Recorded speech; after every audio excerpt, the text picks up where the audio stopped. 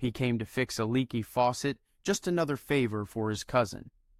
But when Lena's hand brushed his, the air changed, heavy with something neither could name.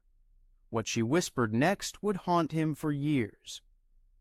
The rain had painted Millhaven in shades of gray, turning the quiet streets into a watercolor blur of wet asphalt and shivering trees.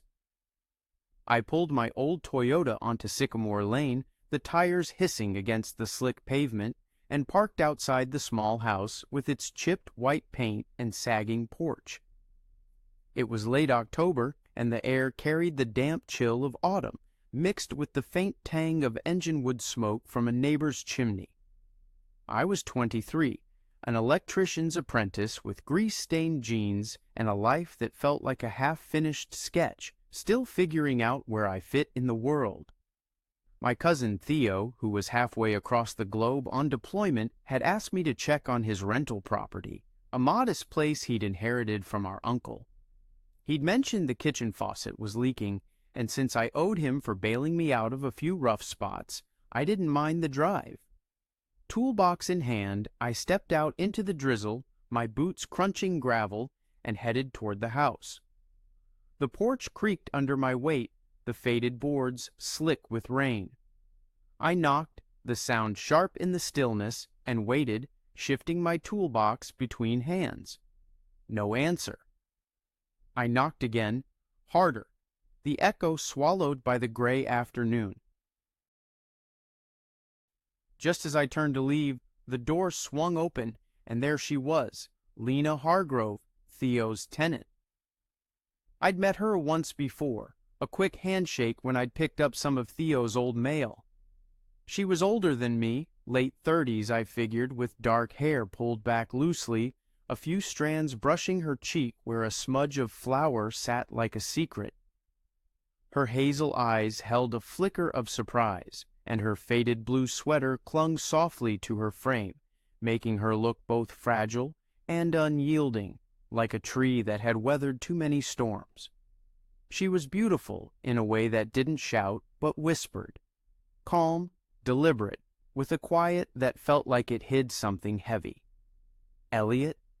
Her voice was low, raspy, like she hadn't spoken all day. Didn't expect you. Hey, I said, my throat tighter than it should have been. Theo asked me to check the pipes, said the kitchen faucet's been giving you trouble. She nodded, stepping aside. It's been dripping for weeks. I've got a bucket under the sink, but it's a hassle. The house smelled warm, like cinnamon and brown sugar, and as I followed her inside, I caught the soft hum of an oven.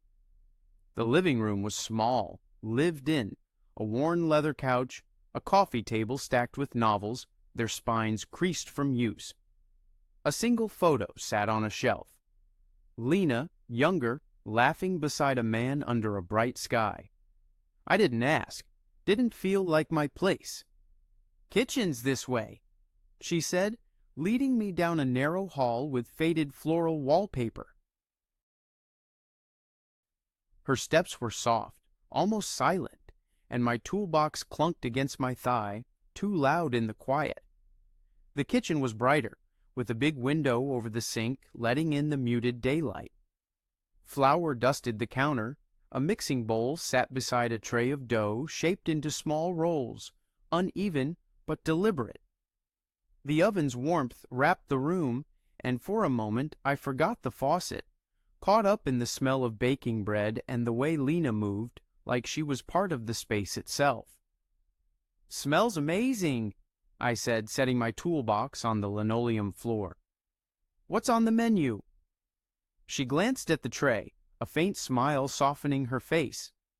Dinner rolls, nothing special. I bake when it's too quiet. Keeps me from thinking too much.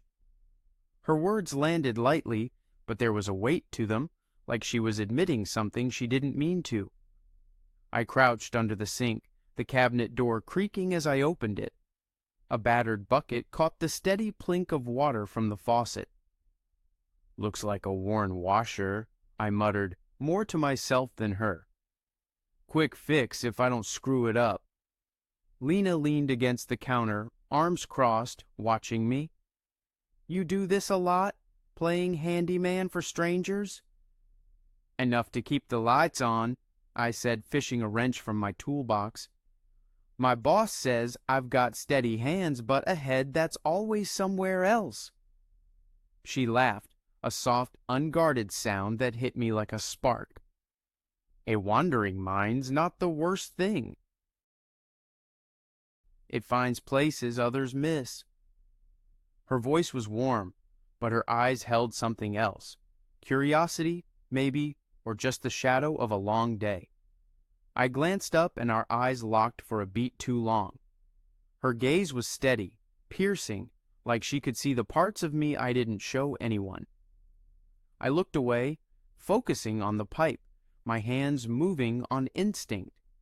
The repair was simple. Unscrew, replace the washer, tighten it back up. But I dragged it out, distracted by her presence, the way her fingers traced the counter's edge, the faint scar on her knuckle, the strand of hair she tucked behind her ear. She asked small questions about the pipes, my tools, how I learned the trade, and I answered, keeping it light. But the silence between us wasn't empty. It was thick, heavy, like the air was holding its breath. When I finished, the faucet was silent, the bucket no longer needed. I stood wiping my hands on my jeans. Should be good now. Anything else acting up? Lena hesitated, her eyes flicking to the oven, then back to me. Not really, she said, her voice softer now. But you don't have to run off, do you? The rolls are almost done. Could use someone to share them with. The words hung there, simple but electric. I should have left. My shift at the hardware store was in a couple of hours, and my apartment was a mess, dishes in the sink, bills on the table. But her eyes held me, like she was waiting for something she didn't think I'd give. Yeah, I said before I could second-guess it. I've got time. She nodded like it was nothing, and turned to check the oven. I stood there, feeling too big for the room, watching her move with a quiet grace that made the kitchen feel like the only place that mattered. The rolls came out golden, their warmth filling the air with a scent that tugged at something deep in me, something I hadn't felt in a while. She set the tray on the counter and nodded toward the small table in the corner. Sit, they're best fresh. I grabbed butter from the fridge, my hands clumsy, like I was 16 again, fumbling through a first date. We sat across from each other, the table barely big enough for our plates. The roll was soft, warm, better than anything I'd had in weeks, maybe ever. Lena watched me take a bite, her expression unreadable, but her eyes softened like she was seeing me for the first time. These are incredible, I said, my voice rougher than I meant. Better than Fulton Street's bakery. Her smile lingered this time, warm but tinged with something else. Thanks. I used to bake with my sister back when we were kids. It's one of the things that still feels like home. I wanted to ask about her sister, about the photo in the living room, about the quiet ache in her voice. But I didn't. I just took another bite, letting the silence settle. It wasn't awkward, but it was heavy, like we were both tiptoeing around something neither of us could name. We talked a little about Theo's deployments, the quirks of Millhaven's old houses, the time I nearly fried myself fixing a light switch. Her laugh came easier now, and each time it did, I felt it in my chest, a pull I couldn't ignore. The clock on the wall ticked too loud, reminding me of my shift. I didn't want to leave. Neither did she, I think. She moved slower as she cleared the plates like she was stalling. Thanks for the faucet, she said, rinsing dishes at the sink, her back to me. And for staying. It's been quiet here.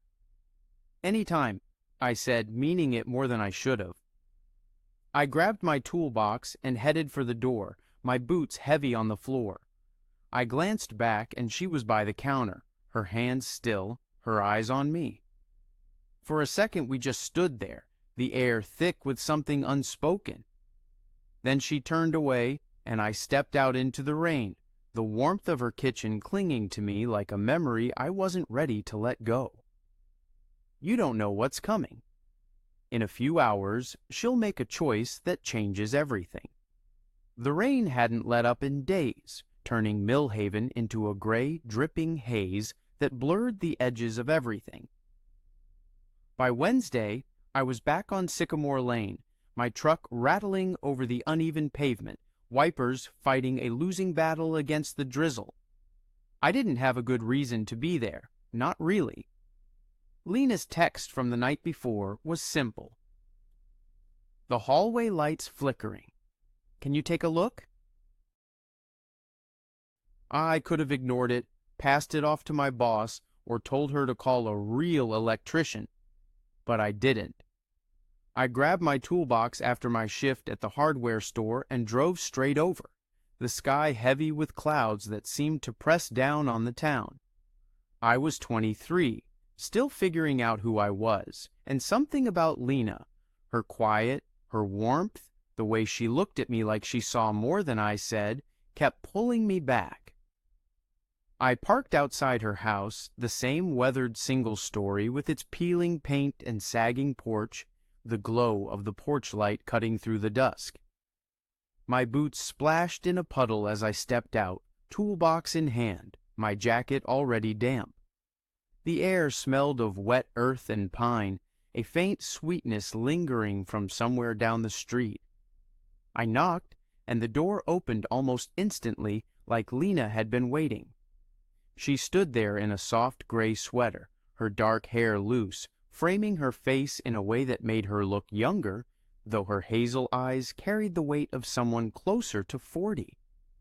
There was a sharpness to her, a beauty that didn't demand attention, but held it anyway, like a fire you didn't notice until you felt its heat. "Elliot," she said, her voice low, a little surprised. "You didn't have to come out in this mess." "It's no trouble," I said, brushing water from my sleeves. "Flickering lights are my thing. I'll get it sorted." She smiled, small and private, and stepped aside to let me in. The house was warm, smelling of coffee and something floral, maybe a candle burning somewhere. The living room was the same as before, cozy but worn, with that stack of novels on the coffee table and the photo of Lena and the man I didn't know. I didn't linger on it, just followed her down the narrow hallway, the faded floral wallpaper catching the dim light. The bulb overhead buzzed faintly, flickering like it was struggling to stay alive. "Been doing this for days," she said, leaning against the wall as I set up my stepladder. "Drives me up the wall at night." I nodded, climbing up to inspect the fixture. "Probably a loose wire or a bad bulb. These old houses are full of ghosts in the wiring." I meant it as a joke, but it came out heavier than I planned. Lena's lips twitched, almost a smile. "Ghosts, huh? This place has plenty of those. Creaks all night like it's whispering secrets." "What kind of secrets?" I asked, glancing down at her. She was closer now, arms crossed, her head tilted as she watched me work. Her eyes caught the light, and for a moment I forgot what I was doing. "Old ones," she said after a pause, her voice softer. "The kind you don't tell anyone." The words hung there, heavy, like they carried more than she meant to let slip. I wanted to ask what she meant, what stories this house held, what stories she held, but my hands were busy with the fixture, and something told me she wouldn't answer anyway. The bulb was fine. The problem was a frayed wire, nothing major but enough to cause the flicker. I worked in silence, feeling her eyes on me, her presence filling the narrow hallway. Her breathing was steady, almost in rhythm with my movements, and it made the space feel smaller, closer, like we were the only two people in the world. When I finished, I tightened the last screw and climbed down, flipping the switch. The light glowed steady, no more buzzing, casting a soft warmth over the hallway. "Fixed," I said, wiping my hands on my jeans. "Should be good now." Lena nodded, her eyes lingering on the bulb like it was more than just a light. "You're good at this, Elliot, making things work again." "Trying to be," I said, packing my tools. "Still got a lot to learn. My boss says I'm too slow, too distracted." She laughed, that soft sound that hit me harder than it should have. "Slow's not always bad, means you're paying attention." Her voice was warm, but there was something else in it, something that made my chest tighten. We moved to the kitchen, and I don't know how it happened. Maybe she suggested it, maybe I just followed. But she poured coffee into 2 mugs, black and bitter, and we sat at that small table again, the one barely big enough for both of us. The window was dark, reflecting our silhouettes, the rain a faint hum outside. The cookies from last time were gone. But the smell of cinnamon lingered, like the house remembered her baking. I took a sip of coffee, wincing at the strength, and she noticed. "Too much?" she asked, one eyebrow raised, a teasing edge to her voice. "Just right," I lied, and her laugh came again, softer, warmer, like it was just for me. We talked about nothing really. The rain, the way Millhaven's streets flooded every fall, the hardware store's endless supply of rusty nails. But the conversation kept slipping into pauses, moments where the silence said more than we did. I noticed her hands, the way they curled around her mug, the faint scar on her knuckle, the way she'd brush her hair back when it fell forward. She'd glance at me, then away like she was afraid of being caught looking. I felt it too. The pull, the weight of sitting here, the way the air seemed to hum with something neither of us could name. "You don't talk about yourself much," I said, the words slipping out before I could stop them.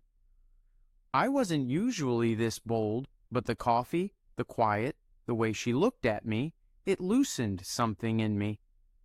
Lena's eyes flicked up, and for a second I thought she'd brush it off. But she leaned back, her fingers tapping the mug, her gaze steady. "Not much to say," she said. "Been here a couple years. Before that, I moved around, trying to find my footing after everything." "Everything?" I asked, my voice quieter than I meant.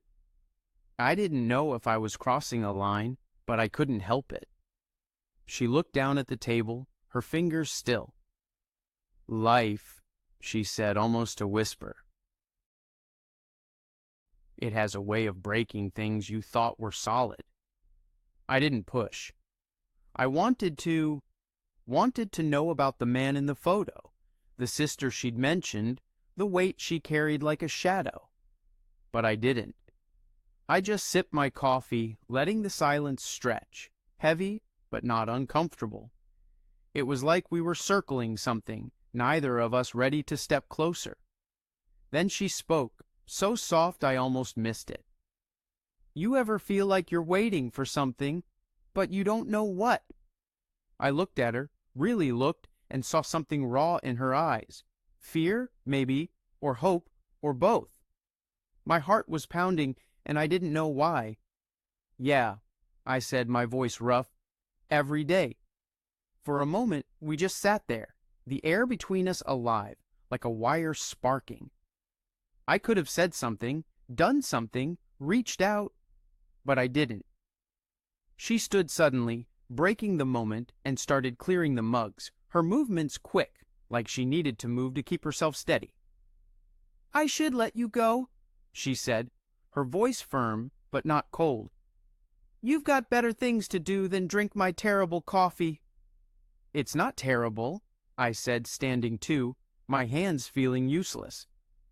"And I don't mind." She smiled, but it was tighter now, like she was pulling herself back. "Thanks for the light," she said, walking me to the door. I stepped outside, the rain colder now, sharper. I turned to say something, but she was already closing the door, her eyes meeting mine one last time, holding me there for a heartbeat before the lock clicked. What she does next will break every rule they've both been following, and it'll change him forever. The rain hadn't stopped for days, and by Friday, Millhaven was drowning in it. Streets slick with water, gutters overflowing, the sky a relentless gray that seemed to press down on everything. I was supposed to be at the hardware store, stacking shelves with screws and paint cans, but a delayed delivery meant my boss cut me loose early. My truck's engine coughed as I drove through the blur of rain, my hands tight on the wheel, no real destination in mind, until I found myself turning onto Sycamore Lane. Lena's text about the hallway light was 3 days old, and neither of us had reached out since. I told myself I was just checking the faucet, making sure my fix held up, but it was a lie, and I knew it. At 23, I was still figuring out who I was, apprentice electrician, part-time dreamer, kid brother to a cousin who trusted me to look after his house, but Lena, she was something else. Someone who made me feel like I was standing on the edge of something I couldn't name. Her house looked the same as always, peeling white paint, sagging porch, the porch light glowing like a beacon through the downpour. I sat in my truck for a moment, rain drumming on the roof, my toolbox on the passenger seat like an excuse. My jacket was already damp from the short walk to the store earlier, but I didn't care. I grabbed the toolbox and ran to the porch, my boots splashing in puddles, the cold biting through my jeans. I knocked, harder than I meant, the sound swallowed by the storm. The door opened, and there was Lena, her hazel eyes wide with surprise, then softening into something I couldn't read. She wore a dark green sweater, her hair loose and slightly damp, curling against her neck. She was older than me, closer to 40. I guessed, though it wasn't about age. It was the way she carried herself, steady but guarded, like she'd seen too much to let her guard down completely. Her beauty wasn't loud. It was quiet, deep, the kind that made you look twice and still miss something. "Elliot," she said, her voice low, raspy, like she hadn't expected company. "You're soaked through." "Didn't plan on the storm," I said, brushing water from my jacket, my boots leaving wet prints on the porch. "Thought I'd check the faucet, make sure it's holding." Her lips twitched, almost a smile, like she saw through me. "The faucet's fine, but come in.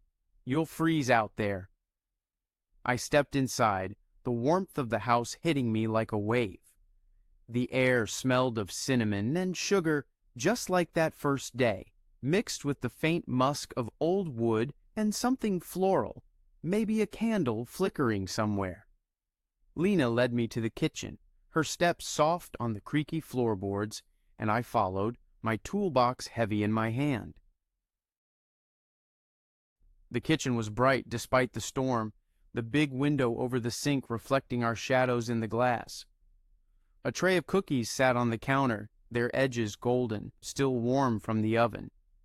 The sight of them, the smell, hit me hard, a memory of that first day, the rolls, the way she'd looked at me across the table. Lena was baking again, and it felt like more than just restlessness. "Cookies this time," she said, glancing at the tray as she leaned against the counter. "I get antsy when it's like this outside. Baking keeps my hands busy." I set my toolbox down, the clunk loud in the quiet. "Smells like it's working. Those look better than anything I could make." She laughed, soft and warm, and handed me a towel from a drawer. "Dry off. I'll get you something to warm you up." I wiped my face and hands, the towel smelling faintly of lavender, and watched her move around the kitchen. She poured coffee into 2 mugs, black and strong, and slid one toward me. We sat at the small table, the same one as before, barely big enough for both of us. The cookies sat between us, untouched, their warmth filling the air. The rain pounded the window, a steady rhythm that made the kitchen feel like a world apart, just the two of us and the hum of the oven. "You didn't have to come out in this," she said, her eyes on her mug, fingers tracing its edge. "The faucet's been fine. The light, too." "I know," I said, my voice rougher than I meant. "Just wanted to be sure." It was a weak excuse, and her glance told me she knew it. But she didn't call me out, just sipped her coffee, her movements careful, like she was holding something back. We talked for a while. Small things, safe things. The way Millhaven's old houses groaned in storms, the time I got stuck in a flooded street last spring, her habit of reading novels late into the night when the power flickered. But the conversation kept slipping into pauses, silences that weren't empty but heavy, charged with something neither of us was saying. I noticed everything about her, the way her fingers curled around her mug, the faint lines at the corners of her eyes, the way she'd glance at me and then away, like she was afraid of what she might see. I felt it too, that pull, like a current I couldn't fight. She was older, Theo's tenant, someone with a life I couldn't begin to understand. But sitting here, the rain shutting out the world, it didn't matter. "You said you moved around a lot," I said, the words slipping out before I could stop them. "What brought you here?" "To Millhaven." Her eyes flicked up, and for a moment I thought she'd dodged the question. But she leaned back, her fingers still on the mug, her gaze distant. "I needed somewhere quiet," she said. "Somewhere to start over, after things didn't work out." I didn't ask what she meant. I wanted to know about the man in the photo, the sister she'd mentioned, the weight she carried like a shadow. But I didn't. Instead, I took a cookie, breaking the tension, and bit into it. It was perfect, sweet, spicy, warm, like it held a piece of her. "These are incredible," I said, my voice low. "You're wasting your talent in this house." She smiled, but it was tinged with sadness. "I used to bake for someone else," she said, so quiet I almost missed it. "It's been a long time." The words landed heavy, and I felt it, the gap between us, the years, the lives we'd lived apart. But I also felt something else, something that scared me as much as it drew me in. I wanted to be here, with her, in this moment, even if it didn't make sense.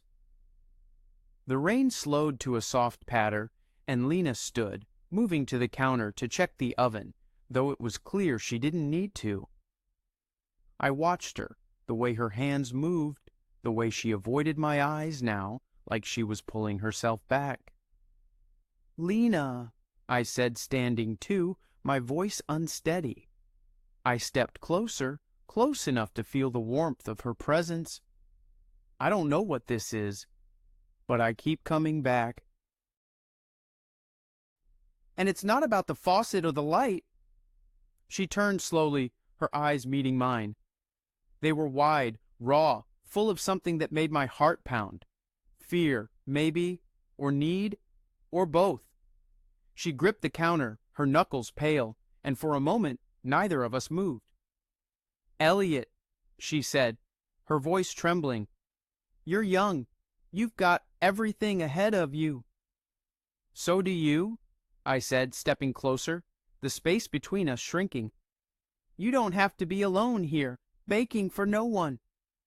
Her breath caught, and I saw it, the moment something shifted in her, like a wall crumbling. "I shouldn't," she whispered, but it wasn't a no. It was something else, something that made my chest ache. My hand brushed hers on the counter, just for a second, her skin warm and soft. She didn't pull away, and that touch, small as it was, felt like the world tilted. Her eyes searched mine, and I saw the decision there, unspoken but clear. Then she stepped back, breaking the contact, her hands falling to her sides. "You should go," she said, her voice steady now, but her eyes still held me, like she didn't mean it. I nodded, though every part of me wanted to stay. I grabbed my toolbox, my movements slow, giving her a chance to say something else. She didn't. She walked me to the door, her steps silent, and I stepped out into the rain, colder now, sharper. I turned back just once and she was in the doorway, the light behind her casting her in shadow. "Elliot," she said, so soft I almost didn't hear it. "Be careful." I didn't know what she meant. Careful of the rain, of her, of myself. But I nodded, and she closed the door, the sound soft